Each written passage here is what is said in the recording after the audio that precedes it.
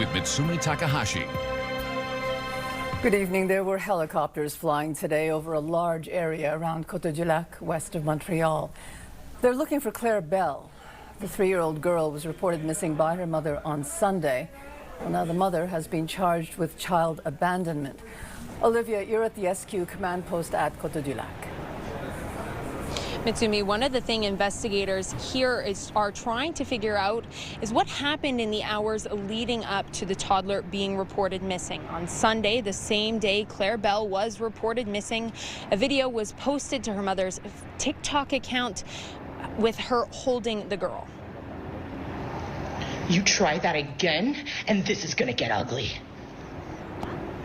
The caption on the video says, "Have you come up against mother with nothing to lose?" According to information obtained by Nouveau Info, the mother, 34-year-old Rachel Ella Todd, has injuries on her legs that could suggest she may have gone into a wooded area. The area where police are searching includes forests and tall grass. They are using helicopters, drones, and teams on foot to search Highway 30 between Highway 20 and 40 in the Montérégie region. The SQ requested that garbage and recycling in the area not be picked up, adding that it is a typical request in this kind of scenario. We want to find the girl quickly, so we put many resources to find the girl as soon as possible.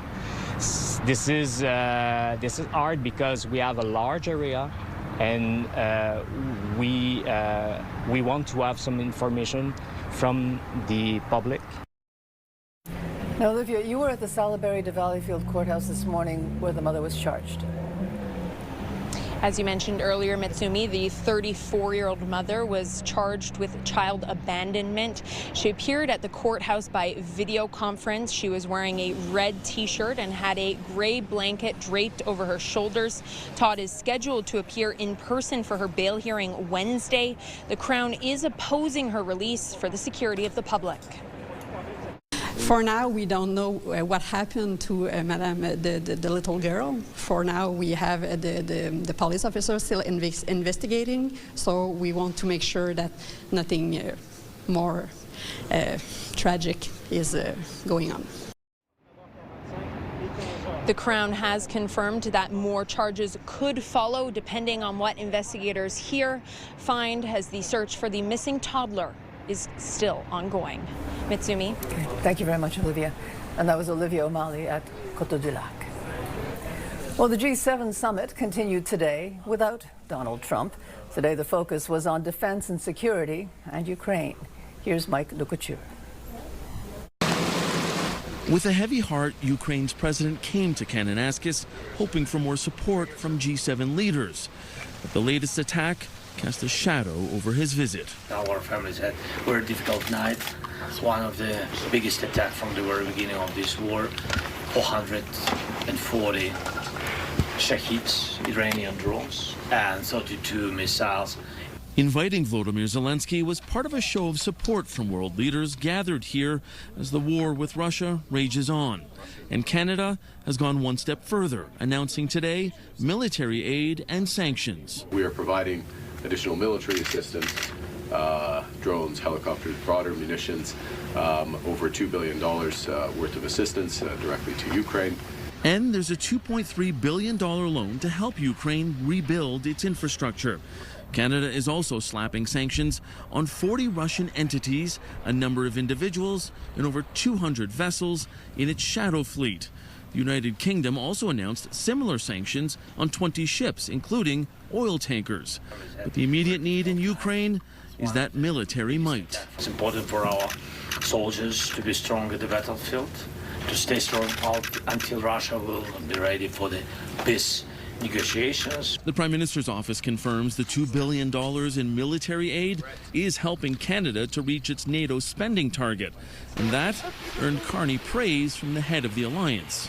The fact that you decided to bring Canada to the 2% spending when it comes to NATO this year is really fantastic. More difficult conversations could come for Carney when he meets with his Indian counterpart later today.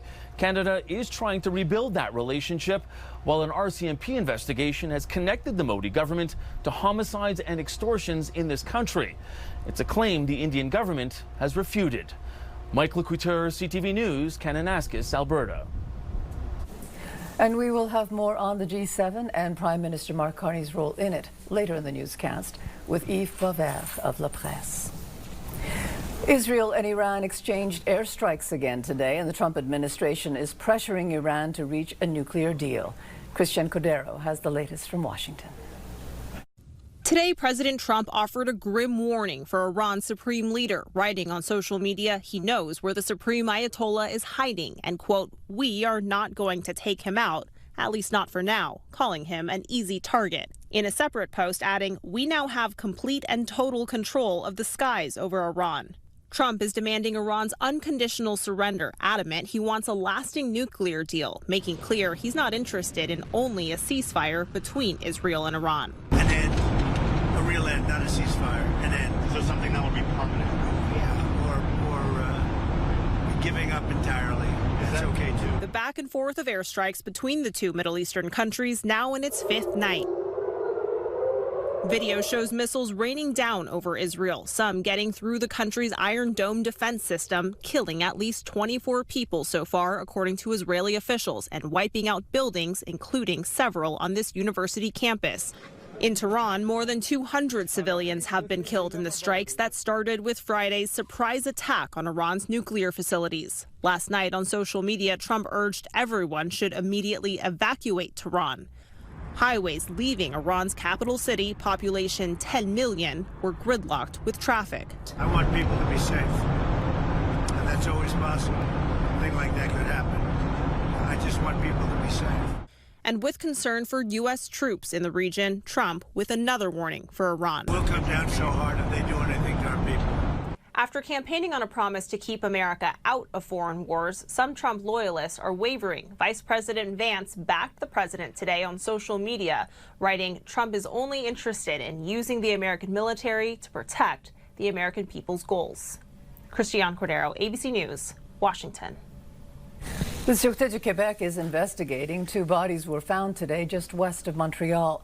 Police say one body was found just after 5 this morning in a park in Pointe-des-Cascades. A search turned up a second body in a home in Vaudreuil-Dorion. Police are saying the 2 deaths are connected. A Quebec coroner is recommending better domestic violence training for police officers. The coroner's report focused on the murders of 2 young boys.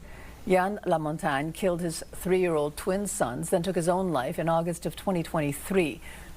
2 days earlier, he'd been arrested outside their mother's home and charged with criminal harassment, but he was released pending his court date. The coroner says police officers need more training to recognize potentially dangerous situations within families. A 17-year-old boy has been shot several times yesterday evening in Côte-des-Neiges. It happened near the intersection of Lacombe and Gatineau. The teenager is now recovering in hospital. Police are looking for several people who were seen fleeing the scene on foot. And police have increased the reward being offered for the arrest of Canada's most wanted man. They are now offering $50,000 for information leading to the arrest of Dylan Denis. Denis is wanted in connection with the death of a 27-year-old man who was shot and killed in a hunt at Cartierville in May of 2024. Police have also released an AI-generated video of Denis based on his mugshots. Denis stands 5 foot 5 inches tall, weighs about 170 pounds, and has many tattoos.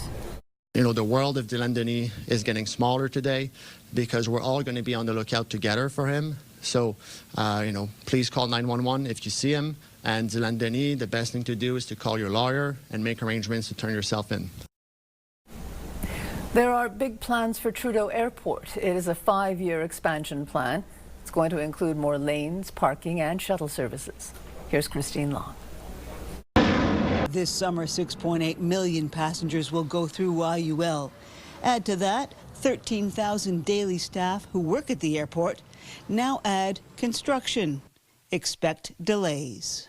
The pickup and drop-off areas in front of the terminal are currently saturated, and when they saturate, then we begin to have congestion not only on the ramp but also on the whole road network. The ADM is asking travelers to give themselves 3 hours to navigate the expected congestion and to use the shuttles. We have put in place express drop-offs at parking lots P4 and P10 that people can use. These drop-offs are not located right in front of the terminal building, but they're located a little bit further away. They're connected through shuttles that are frequent and that lead you directly to the airport through dedicated roads in less than 5 minutes. Preparations and detours have begun. The major work gets off the ground in November, when the main parking structure in front of the terminal building is torn down. It will be rebuilt as a multi-level parking lot, but a bit further south, which will require some roads to be reconfigured by 2031. To improve the access to the airport, the accessibility as well of our infrastructure. Car lanes on arrival and departure levels will go from 3 to 8, and improvements will also be made to expand flight capacity. We're going to add a new satellite jetty. We're going to increase the size of our baggage handling system for domestic and international. He says the ADM is spending $4 billion in 4 years to bring Trudeau Airport up to today's international standards. We're building tomorrow's airport, but get ready for it. The ADM has a new AI interface, plus an awareness campaign to help travelers make it to the plane on time. Christine Long, CTV News. Today is the last day of the strike days at the STM. Full bus and metro service return as of 10 tonight. Contract talks are ongoing. The Union for Maintenance Workers says if no progress is made in the next few days, there could be more work disruptions in the fall. Meanwhile, the Union for the bus and metro drivers also have a strike mandate, but they have not yet announced any job action. School boards and service centers are scrambling to try to find new ways to cut their budgets.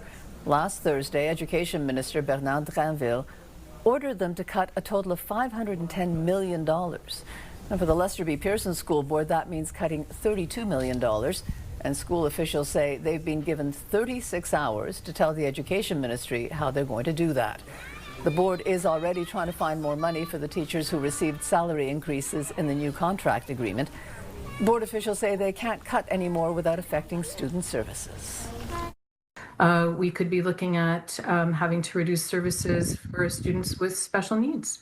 It supports services there. We could be looking at having to cut programs that are affiliated with any kind of specialization, whether it's in sports or arts and that sort of thing. I'm not saying we are doing this. I don't want to alarm the public in that way, but we have to make those tough decisions.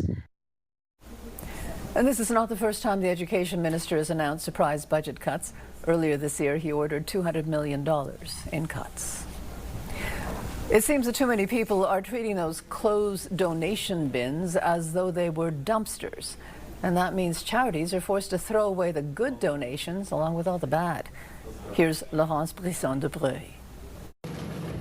A quick drop-off with a bigger purpose. That's how Anna Nalmi sees it. It's for them to not end up in the garbage, because it's killing the planet. I'm 29 years old and I see the change. But too often, nonprofits say donated goods get thrown out because they're dirty, damaged, or broken. Renaissance is sounding the alarm. The percentage of throw has been increasing for the past year, especially for stuff that is broken, like dishes or toys that are totally broken, then we can't repair it. CEO Éric Saint-Arnaud says people mean well, but the way items are donated can make or break their second life. He's urging Quebecers to skip the bins and head straight to donation centers instead. If it's raining outside or it's snowing outside, then the merchandise get damaged. If we're gonna do nothing with that thing, then we need to throw it in the garbage. It's why Renaissance has been moving away from bins since 2008. Today, the organization operates 50 drop-off locations across the Greater Montreal, including Laval and the South Shore. And Saint-Arnaud says it's paying off. More than 300,000 tons of goods received by Renaissance were saved from the landfill last year.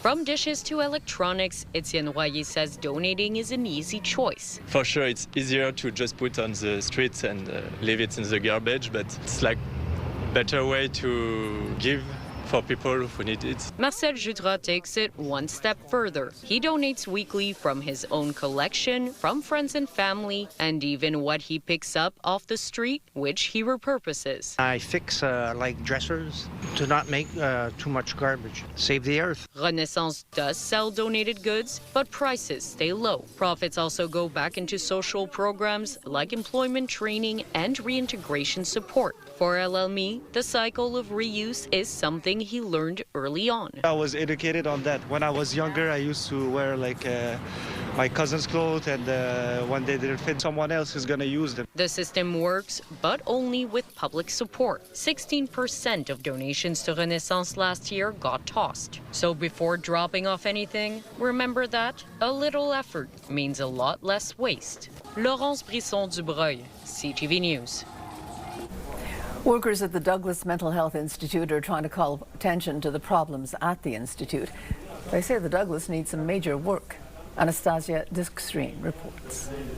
Nurses, doctors, and staff at the Douglas Mental Health University Institute are at their wits' end. It's not normal that mental health patients are living in these conditions.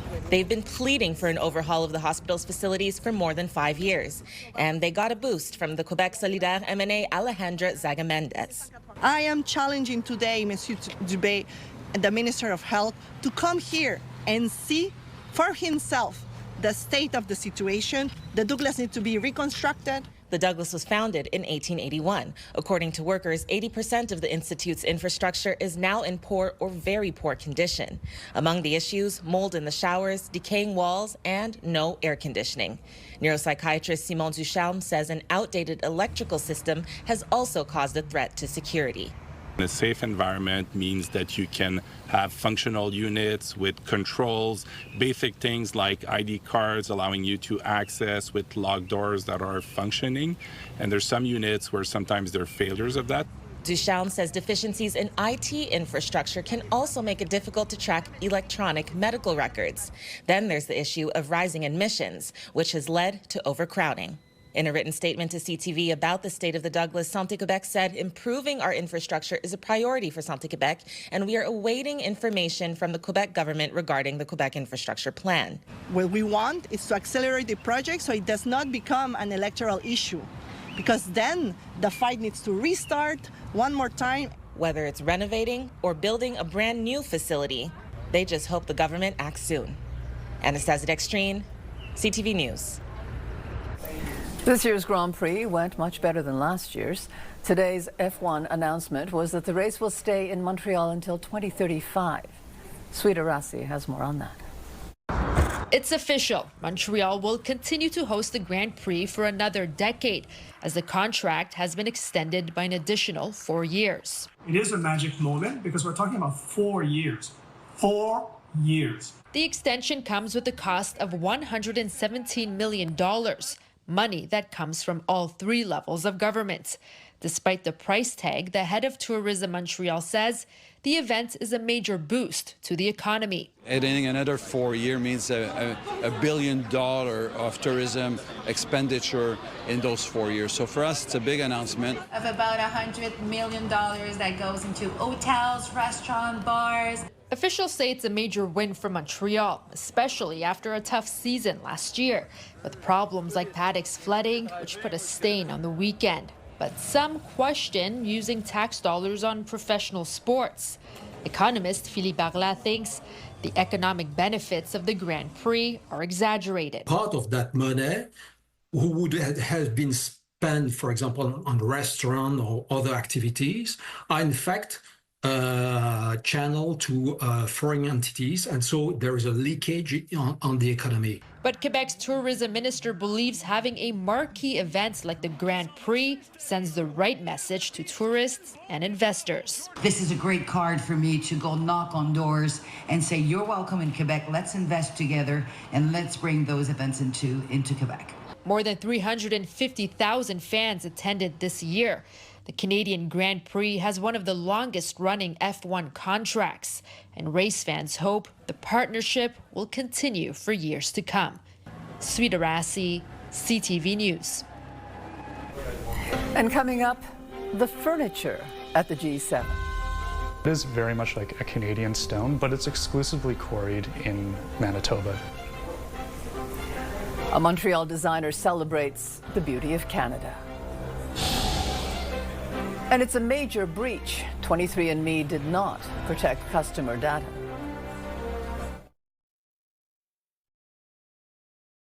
Tonight on CTV National News, W5 investigates. It's crippled me. I've lost everything I've ever worked for. A car dealership allegedly infiltrated by fraudsters. We delivered a car to a guy that was not alive. How is that possible? Great question. A dealer's search for who did it.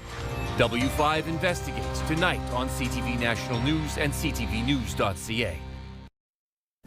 The California doctor who got the ketamine for Friends star Matthew Perry has agreed to plead guilty. According to federal prosecutors, Dr. Salvador Plasencia will plead guilty to 4 counts of distribution of ketamine. Perry died in 2023. An autopsy revealed he died from the acute effects of the drug. Several lawsuits have been launched against 23andMe.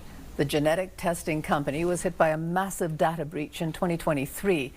And now an investigation has found the company failed to protect the personal data of millions of customers. Abigail Beeman reports. Calling herself a sperm donor kid, Rachel Curry used 23andMe to find 6 half-siblings and her biological father. It was kind of like putting all the puzzle pieces together with just like a test online. But she's concerned by new findings from British and Canadian privacy commissioners who report the genetic testing giant didn't properly protect customer data and didn't have safeguards in place to detect or respond to cyber threats. If that information is compromised, it's kind of scary. Unlike usernames, passwords and email addresses, you can't change your genetic makeup when a data breach occurs. In 2023, a hacker carried out what's called a credential stuffing attack, using stolen login info from other breaches to gain access to health, race, ethnicity information, and more, mostly derived from the user's DNA.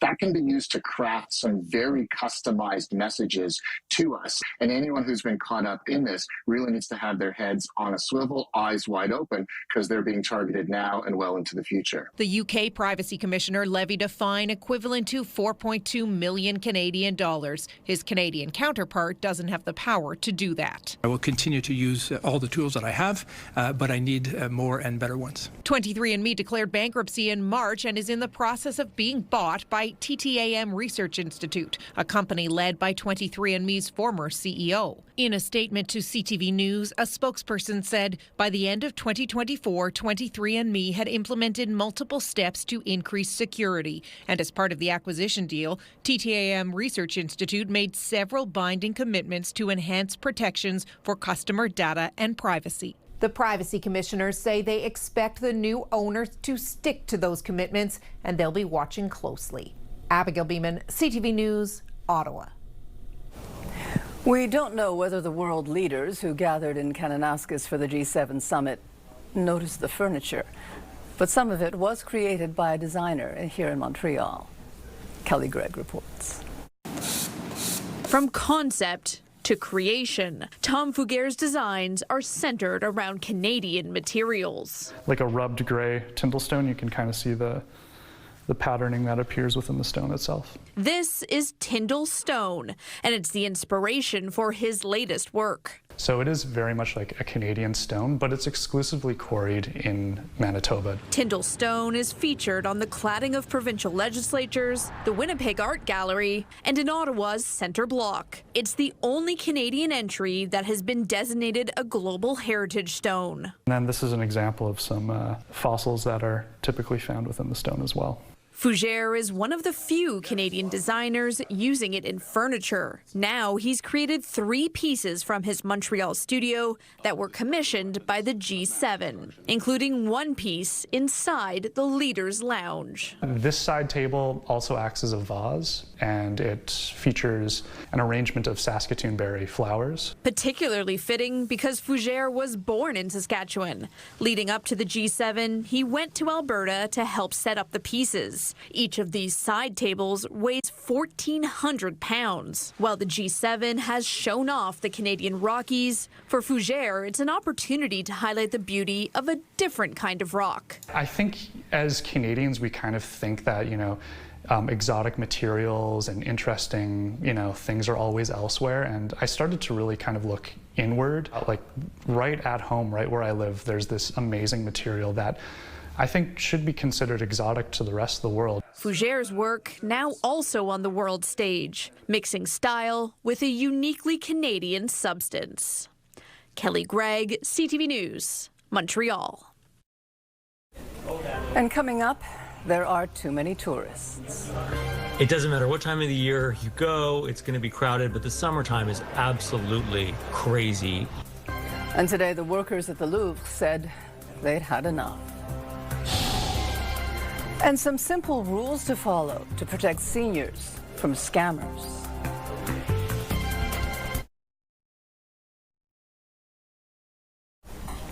The G7 summit is coming to an end in Kananaskis in Alberta.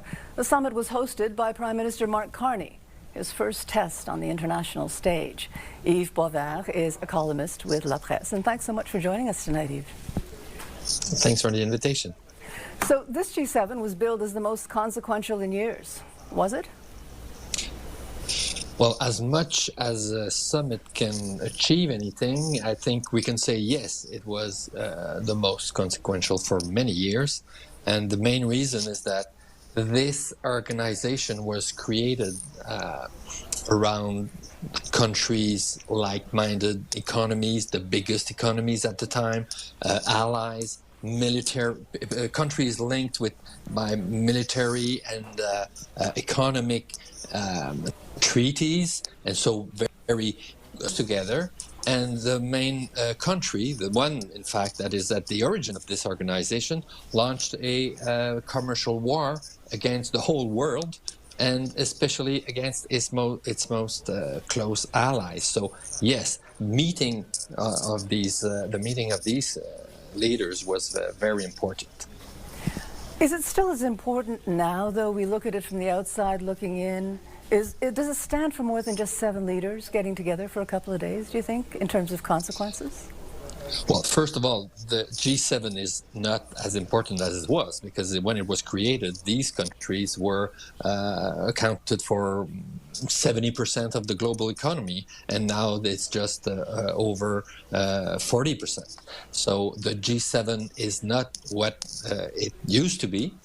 And it's true that, they release a couple of press communique and have common decisions, but they don't achieve a lot. But at the same time, it's important for them to meet together, and especially in the Trump era, where politics is so personal, I think having personal ties and meeting together is still very important.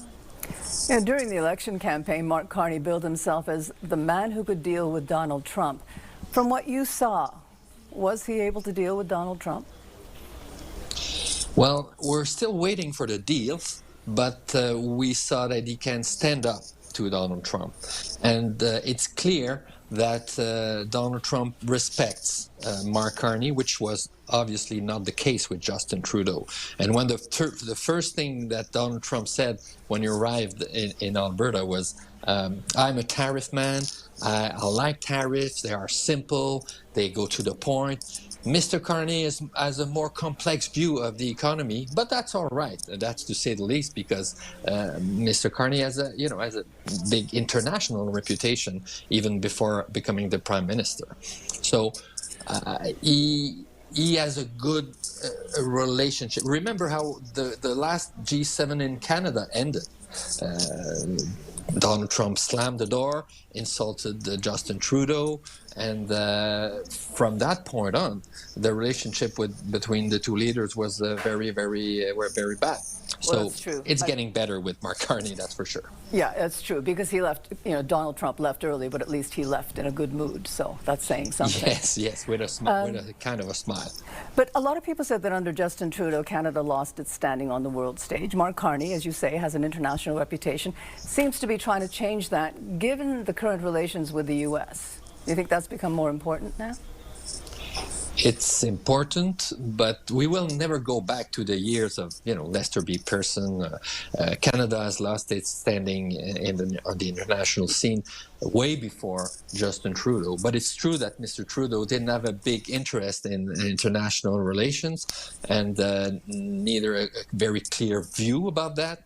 And but Mark Carney, having been the governor of the Bank of England, he is well known by all of these leaders, and he's respected by them. They could ask him for advice on the economy. So it doesn't make Canada as important as it was 50 years ago on the international scene, but it clearly may open doors and help changing the way Canada interacts with the other countries, because as Mr. Carney said, and this is a historic declaration, we cannot rely on the United States anymore. So very quickly now, this was Mark Carney's first big test with the world watching. Overall, how do you think he did? I think he did pretty good. You can't expect a miracle from just a 2-day summit, but I think overall, it was a good performance.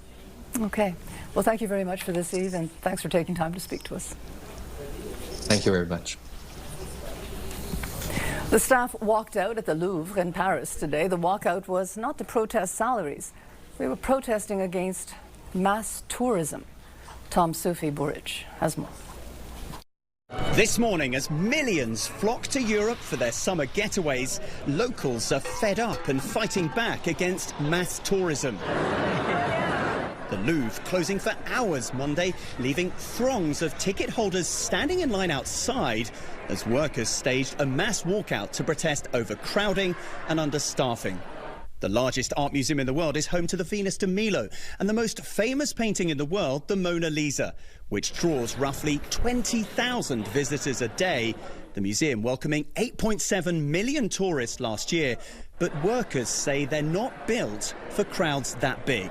If you've been there, it doesn't matter what time of the year you go, it's going to be crowded, but the summertime is absolutely crazy. All over Europe, frustrations about overcrowding and mass tourism reaching a fever pitch. On Sunday, thousands demonstrating in Lisbon, and in Venice, locals protesting the construction of a new hotel. And in Barcelona, protesters spraying tourists with water guns. Spain, with a population of 48 million, hosted a record 94 million international visitors last year. Many there say the growing market for short-term rentals has made city rents unaffordable for residents. More and more housing stock in communities around the world is being given over to short-term renters who are coming in. It not only increases the tourism problem, so there's more people in these cities, but there's also less housing stock now for locals.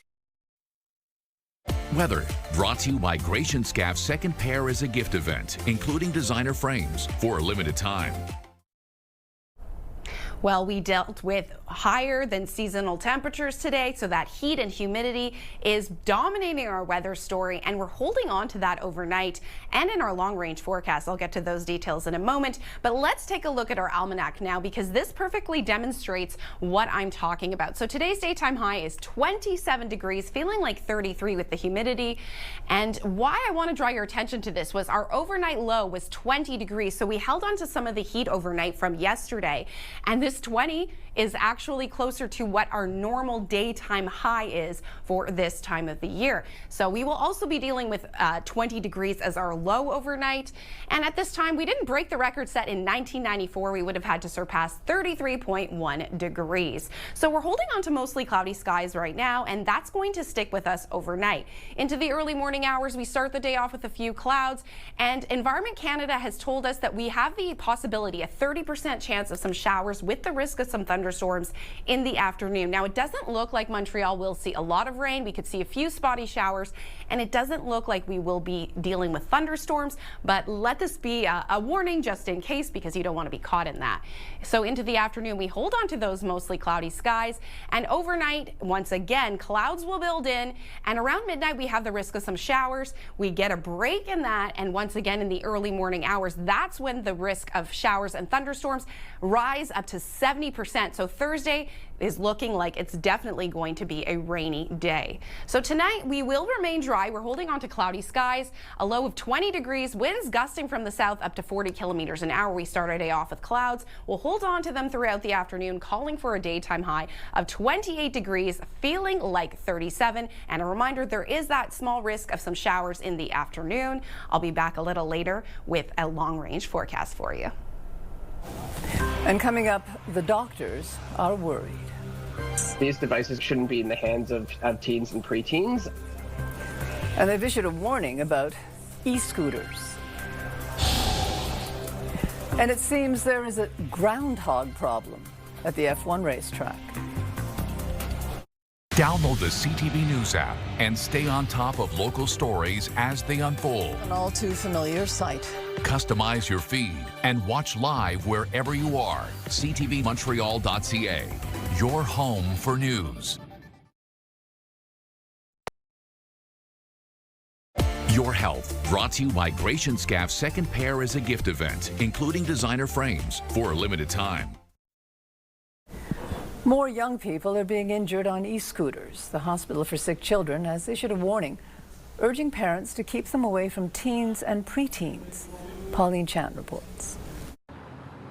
E-scooters may look fun to ride, but doctors at Sick Kids Emergency Department say in the wrong hands, they can be dangerous. These devices shouldn't be in the hands of teens and preteens. But that's who Sick Kids is seeing with injuries. In 2020, they saw just one e-scooter related injury, but in 2024, they had 46 ER cases related to e-scooters, and so far this year, they've had 22. They are becoming cheaper as all these components become more manufactured at scale, and the battery technology decreases, all of this becomes more available. You can just look at any big box retailer. Sick Kids also found 78% of the kids were not using a helmet at the time of the accident, and 25% of them had to be admitted with serious injuries. 36% had head or facial injuries, 33% had fractured bones, and 18% had concussions. We've seen some catastrophic head injuries, but we've seen everything else. We've seen, deep and severe lacerations and cuts. We've seen intra-abdominal bleeding. We've seen major fractures that may require surgery. The hospital has shared its safety tips on social media. First, always wear a helmet. And second, no passengers. The vast majority of them were not designed with passengers in mind. So they're already an inherently unstable device. You throw on a passenger on them, their center of gravity is completely different. Also, follow manufacturers' warnings, know your local regulations, and never ride under the influence of marijuana or alcohol. Adolescents in general are at higher risk to be experimenting with these substances, period. And we know that you need your best dexterity when you're using a scooter. E-scooter used by anyone under 16 is banned on public property in Ontario, and in Toronto it's banned for people of any age, but the hospital worries its popularity continues to grow. Pauline Chan, CTV News. It would seem that the F1 track on Ile Notre Dame has a groundhog problem.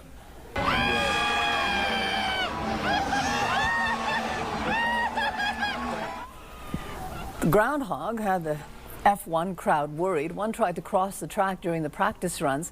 It did manage to get across safely and even reached a social medium stardom for a while.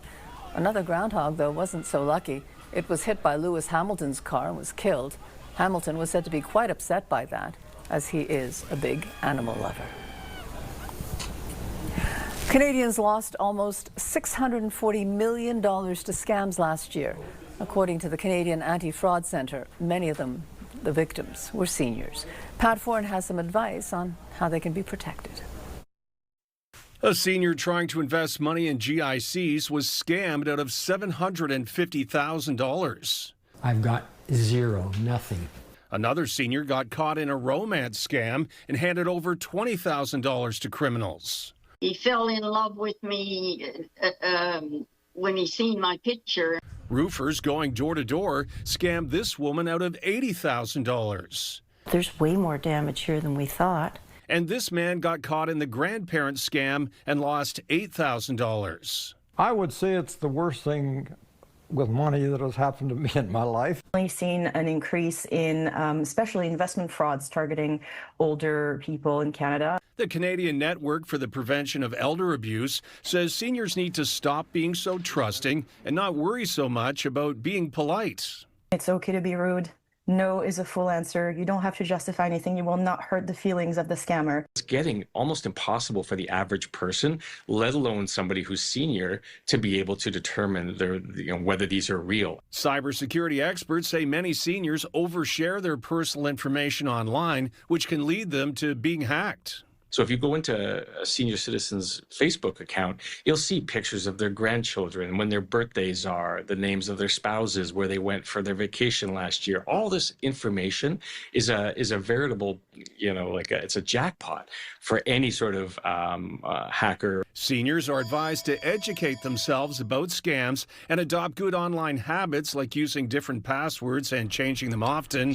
Families are also advised to speak to seniors about scams and protecting their identity, and they should speak with a trusted friend or family member if they're concerned something is a scam. Pat Foran, CTV News.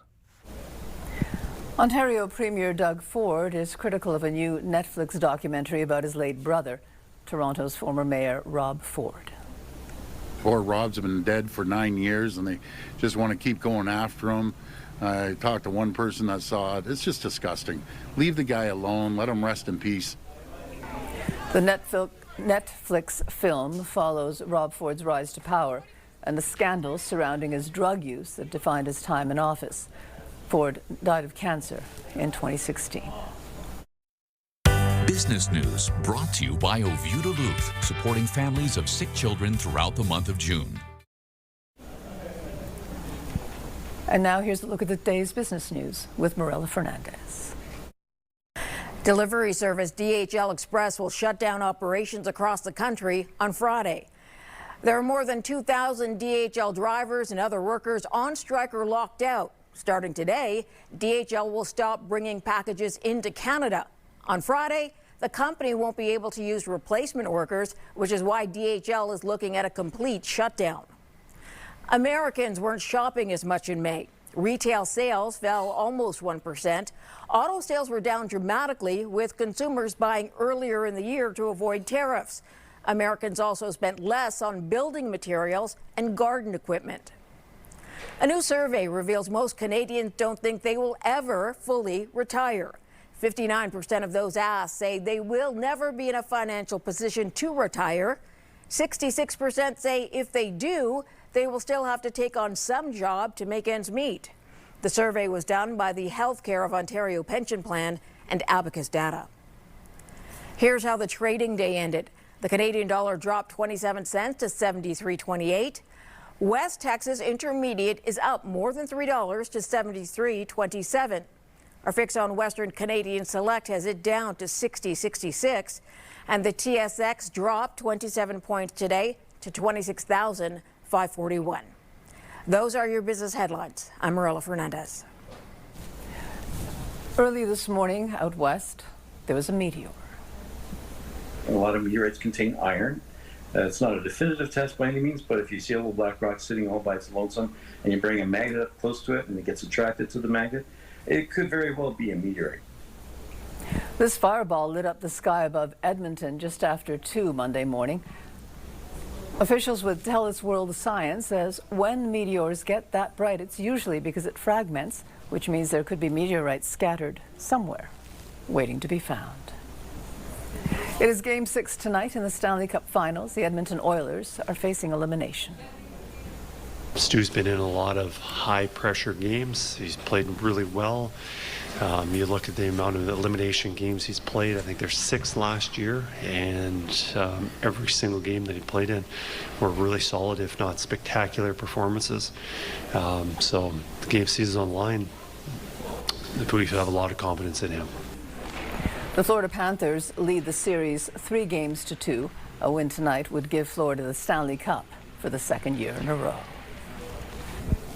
Police in Repentigny are asking for the public's help. Caroline, they're looking for more possible victims of an alleged sexual predator. That's right. They have arrested a 32-year-old man by the name of Jimmy Trudeau. He is a resident of Repentigny and is facing several charges of sexual exploitation and sexual assault of girls who are minors. He had a job that gave him access to young people and is also accused of filming some of this. Now, police are now looking for more possible victims. Lyft, the rideshare service that competes with Uber, has come to Montreal and Quebec City as of today. And we will, of course, continue to keep our eye on the search for little Claire Bell, the missing 3-year-old whose mother has been charged with child abandonment. Mitsumi. Okay, thank you very much, Caroline. For breaking news and local news that matters to you, download the CTV News app right now by scanning the QR code on your screen using your smartphone. Or you can also go to our website, ctvnewsmontreal.ca. So, Lauren, looks like we're in for a hot and humid night. Yes, that's right. We saw warmer than seasonal temperatures today. We're holding on to some of that humidity overnight. So our overnight low here in Montreal is going to be 20 degrees, feeling like 26.